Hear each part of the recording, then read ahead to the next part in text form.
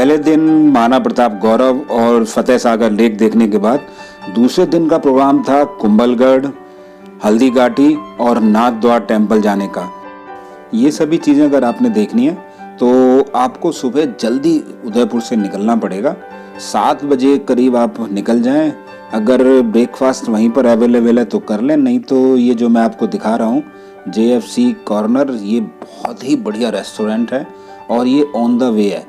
ये बिल्कुल कुंभलगढ़ जाने के रास्ते में ही पड़ेगा। सुबह 5:30 बजे खुल जाता है और शाम को 11 बजे तक खुला रहता है। खाना बहुत बढ़िया है, देसी घी में बनाता है। और मेरी तो एडवाइस है, अगर आप सुबह जल्दी नहीं खा सकते तो यहाँ से पैक करवा लें, क्योंकि आपको फिर कुंभलगढ़ तक कोई बहुत अच्छा रेस्टोरेंट नहीं मिलने वाला। इसलिए खाना है तो पैक करवाएं या कुछ खाकर चलें यहाँ से। कुंभलगढ़ जाने का रास्ता आप देख रहे हैं सिंगल रोड है। कहने के लिए तो कुंभल मात्र 82 किलोमीटर है उदयपुर से, लेकिन रास्ता सिंगल वे है, इसलिए 3 घंटे आराम से लग जाते हैं। और मेरा तो ये आपको गाइडेंस है, आप 3 घंटे आराम से जाएं। रास्ता बहुत ही सुंदर है, बड़ा अच्छा लगता है। एक तरफ रिवर है, दूसरी तरफ अरावली है और बीच में से ये रास्ता निकलता है। दोनों तरफ हरियाली प्रचुर मात्रा में। और अगर आप कहीं बरसात में जा रहे हो तो इस रास्ते का तो आनंद ही कुछ और होगा। यहाँ पर छोटे छोटे गांव हैं और रास्ते में आपको परंपरागत रूप से खेती करते हुए लोग मिल जाएंगे। जो रहट होती थी पानी की, बैलों को खींचने वाली, आपको इस रास्ते में कई मिलेंगी। वहां पर रुकें, पानी पिएं और फोटो भी जरूर खिंचवाएं।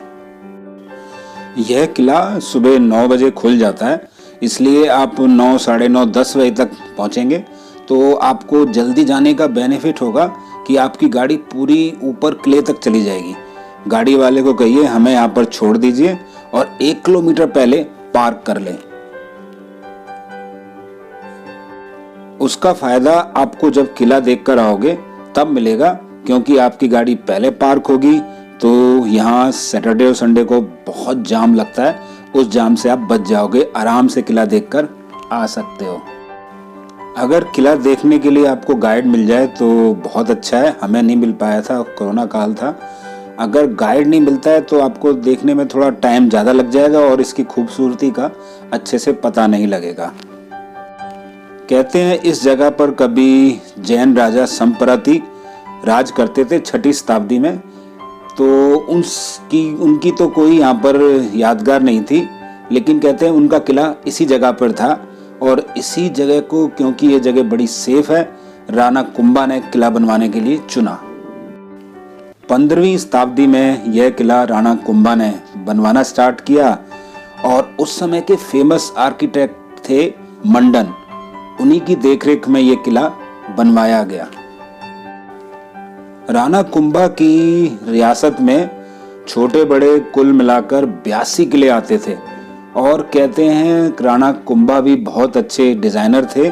उन 82 किलों में से 32 किले तो खुद राणा कुंभा ने ही डिजाइन किए। इस किले में 7 द्वार हैं और किस किले को बिल्कुल वास्तु के अनुसार ही बनाया गया है और इसे बनवाने में करीब 15 साल लगे। जिस समय यह किला बनवाया गया उस समय अलाउद्दीन खिलजी का शासन काल था और उसके बहुत ज़्यादा आक्रमण मेवाड़ पर हो रहे थे, तो उससे बचने के लिए ऐसे मजबूत किले की आवश्यकता थी जिसे कोई जीत ना सके और सभी को यहाँ पर सुरक्षित रहें। इस किले की खासियत है कि यह किला मेवाड़ और मारवाड़ को अलग करता है। अगर आपने यह नज़ारा देखना हो तो इस किले पे पहुंच जाइए। इस किले से आपको एक तरफ सैंड ड्यून्स दिखाई देंगे मारवाड़ के और एक तरफ ये किला है। एक तरह से बीच में ये दरवाजे का काम करता है। इस किले के एक तरफ आप कह सकते हैं रेगिस्तान है तो दूसरी ओर अरावली रेंज, उनके बीच में ये स्थित है। लोकेशन बहुत ही अच्छी है। सुरक्षा की दृष्टि से इसकी स्थिति बहुत ही मजबूत है, इसीलिए कहते हैं यह किला किसी से जीता नहीं जा सका। इस किले को बनाने के पीछे एक कहानी बड़ी फेमस है जो वहाँ के लोग सुनाते हैं। कहते हैं कि राणा कुंभा बहुत कोशिश करने के बाद किला नहीं बना पा रहे थे, तो एक व्यक्ति उन्हें मिला और कहता कि ये किला जब ही बन पाएगा जब कोई होली व्यक्ति, पवित्र आदमी यहाँ पर कोई अपना बलिदान दे। तो राणा कुंभा ने कहा कि ऐसा कौन मिलेगा? तो वो व्यक्ति बोला, वो मैं ही हूँ। तो उन्होंने कहा कि मैं चलता रहूँगा और जब मैं रुक जाऊँ वहीं पर आप मुझे मेरी बलि दे देना और वहीं पर किला बनाना। कहते हैं वो आदमी 36 किलोमीटर तक चलता रहा और फिर रुक गया, इसीलिए यहाँ पर 36 किलोमीटर की दीवार बनी है और परकोटा 36 किलोमीटर का है। उस पवित्र आदमी का जहाँ सिर गिरा वहाँ पर रामपोल दरवाजा बनाया गया और धड़ की जगह पर महल बनवाया गया। ये जो आप देख रहे हैं ये बादल महल है, ये राजा फतेह सिंह ने बनवाया था। जितने भी राजस्थान के किले हैं वहाँ पर बरसात को देखने के लिए एक स्पेशल महल होता है और सभी महलों में ज़्यादातर आप बादल महल दिखाई देंगे। जो भी महल पहाड़ी पे बने हुए हैं उन सब में बादल महल है, वहाँ पर राजा आकर बरसात का आनंद लेते थे। ये जो आप देख रहे हैं ये भी कुंभलगढ़ किले का बादल महल ही है। यहाँ की नक्काशी आप देख सकते हैं, बहुत ही सुंदर है। और जो ये जगह है ये महल की सबसे ऊंची जगह है। यहाँ पर आप इसका बरामदा देख सकते हैं। इस बरामदे में ज़्यादातर फंक्शन वगैरह सब यहीं पर होते थे। बरसात से संबंधित सभी प्रोग्राम इसी अहाते में होते थे।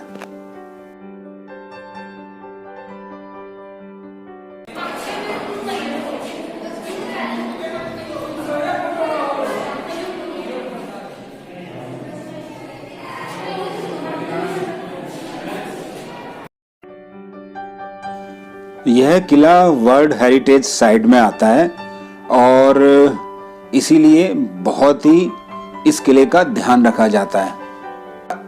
इसलिए भी हुआ कि चीन की दीवार के बारे में तो आप सभी ने सुन रखा है।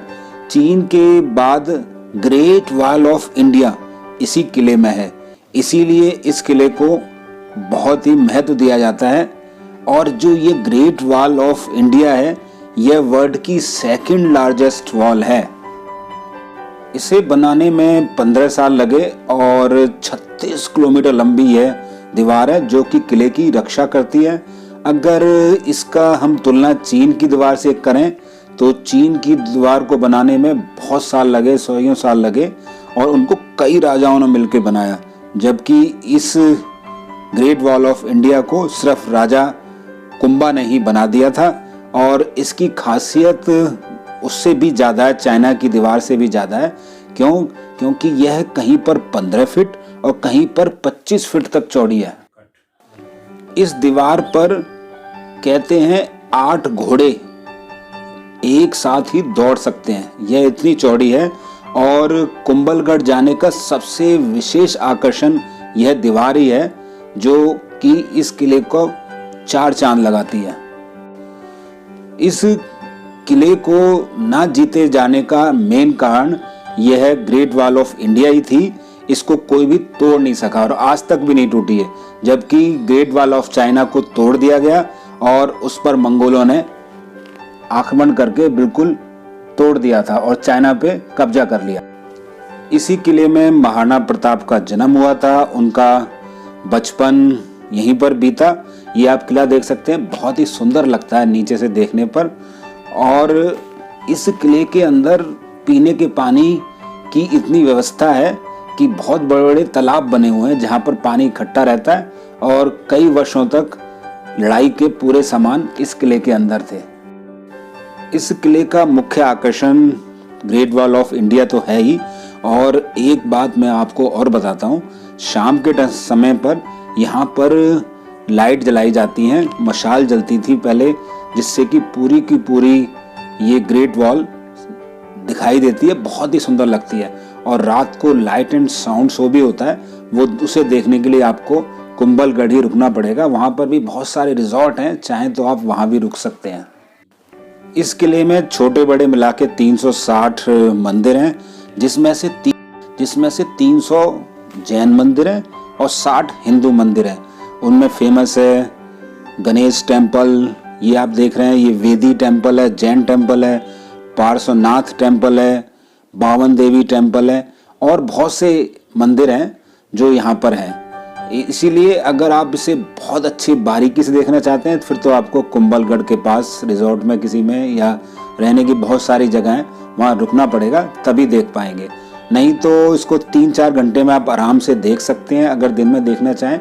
और स्पेशली आपको देखनी है हर एक चीज़, तो फिर तो आपको वहाँ पर शाम को जाना चाहिए और वहाँ पर रुकें, सारी लाइट एंड साउंड शो देखें और नेक्स्ट डे वापस आएँ। लेकिन मेरी एक और एडवाइस है, अगर आप सैटरडे संडे में जा रहे हैं तो जाम का, ट्रैफिक जाम का विशेष ध्यान रखें।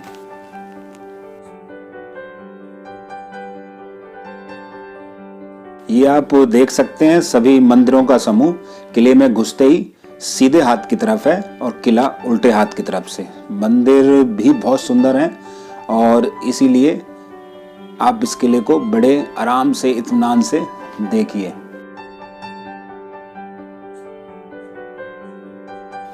किले को देखकर हमारे यात्री बहुत थक गए थे और जैसे ही उनको जीप मिली उनके चेहरे की खुशी देखने वाली थी। बहुत खुश हुए, जीप मिल गई, थैंक गॉड, नीचे जाने का रास्ता मिला।